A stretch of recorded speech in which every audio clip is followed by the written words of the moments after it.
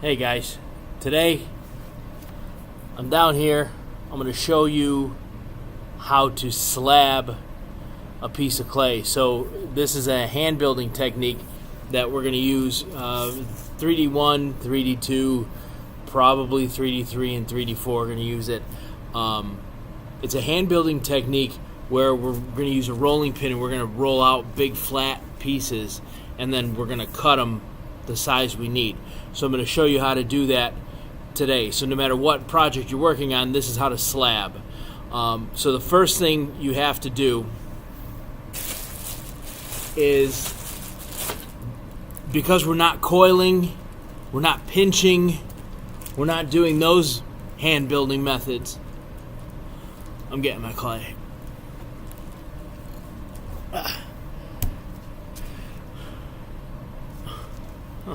Kind of cute. So because we're not doing anything where we're rolling coils or anything like that, we have to ensure that our air bubbles are out. So we have to pay extra care in wedging the clay before we actually roll it out to slab it. So to wedge our clay, just kind of take the palms of your hand like this and just kind of push it and then roll it back onto itself. And what you're doing is you're getting all the little air bubbles that are in the clay, you're getting rid of them. So I had somebody tell me one time that when you're done wedging your clay, it should look like a duck bill.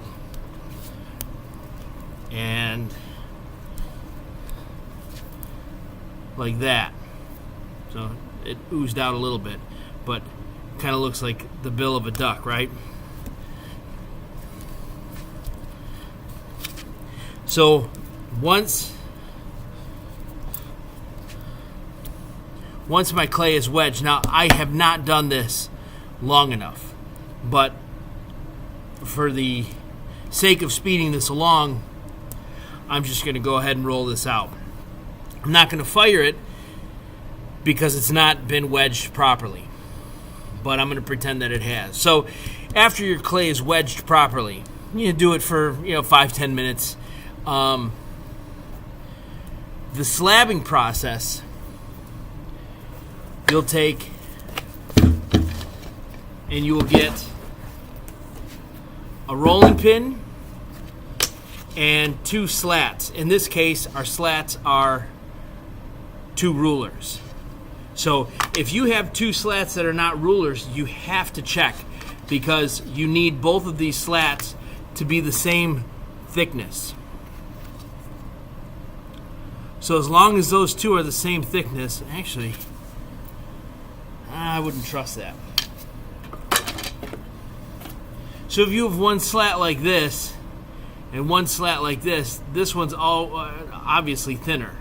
That's not going to work. You need them both to be the same thickness. Because what happens is when clay dries, it shrinks. So if you have one side thicker than the other side, the thinner side is going to dry faster, and then it's actually going to crack. And you're going to go, why is my piece broken? Well, because you didn't do it the right way. So make sure your slats are the same thickness. And a lot of buildup gets caked onto these rolling pins. So you do want to go through, and if you're one of the last few people to roll out your slabs, you want to make sure there's no big lumps of clay stuck to your rolling pin. So, and my surface is pretty crummy too, so I'm actually not even going to slab on this. I'm going to put this off to the side. So I've got my rolling pin, I've got my slats, I've got my wedged clay, and then the other thing that I need is I need a template for whatever it is that I'm slabbing this out for. So like if you're building a box, you would need to take some scrap construction paper or scrap paper and actually build the pieces of the box out of paper first so that you can use it as a template. So in this case, this would be like for the 3D1 project, the wind chimes, it's a feather that I've drawn. So the reason I need this is I need to know how much clay I need. I need to know how big of a piece I need to slab. So I'm really not going to do anything with this except use it as a measuring tool at this stage. So what I'm going to do first, after you've wedged your clay, take saran wrap.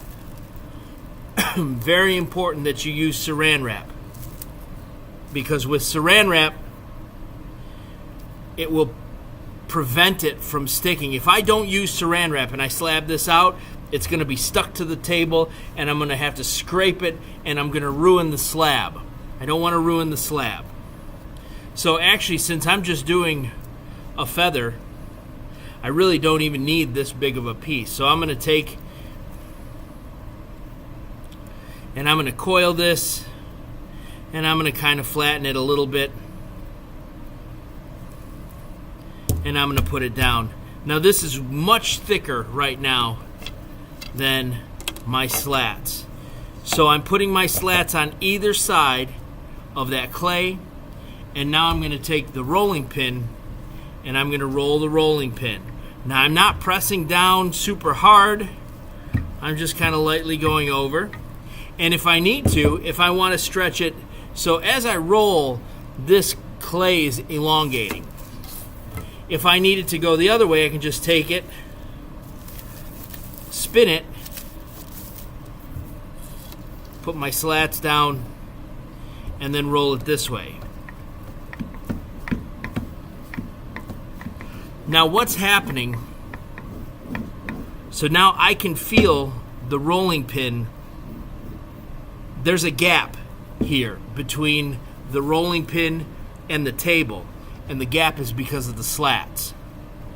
So I can feel, when I start back here, I can feel the clay, I can feel the rolling pin kind of going up over the clay.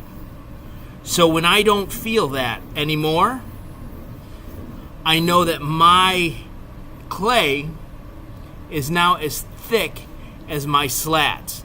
A mistake that a lot of people make is they'll be rolling and the rolling pin is not on both slats. That's not good. Because now when I roll, I'm going to smash this end of the clay and it's going to be almost like a triangle. It's going to be the right thickness on this side. It's going to be way too thin over here. And then what's going to happen? This side's going to dry faster than this side and it's going to crack. So I want to make sure that my rolling pin is on the slats on both sides.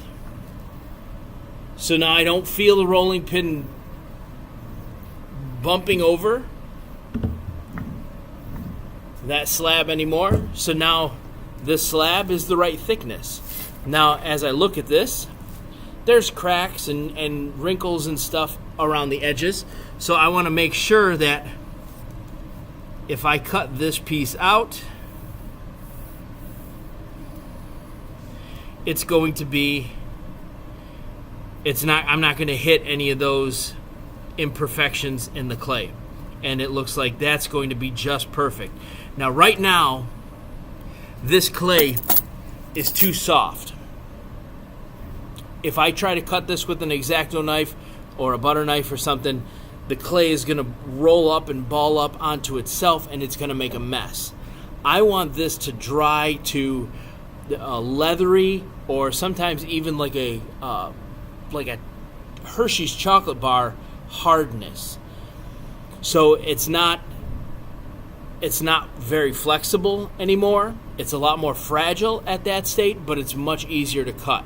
So when you are at that state with the clay, you'll take and this is why we use the saran wrap. So now, at this point, I can just take this wrap it up, put it away, and then move on to my next slab or whatever else I need to do. And over the next day or two, this piece should dry out enough to where I'm ready to cut it. So when that happens, we're not going to wait for that. I'm just going to pretend that it's been a day or two. And really, when it's a leathery state, right now I pick it up and you can see it's kind of drooping. If you pick it up and it's leathery, it should hold its shape a little bit better. But what you'll do is you'll take, with the saran wrap, you'll unwrap it, you'll put your, whatever it is that you're tracing, you'll put that down, and then you'll cut around that edge. And then what that will do is that will make it easy for you to then pull this up, and you'll probably cut through the saran wrap, but that's okay. It doesn't matter if we cut through the saran wrap because we've got lots of it. So again, make sure that your slats are the same thickness. Make sure that when you're rolling, the rolling pin is on both of those slats. And make sure you wedge your clay. Good luck. Have fun.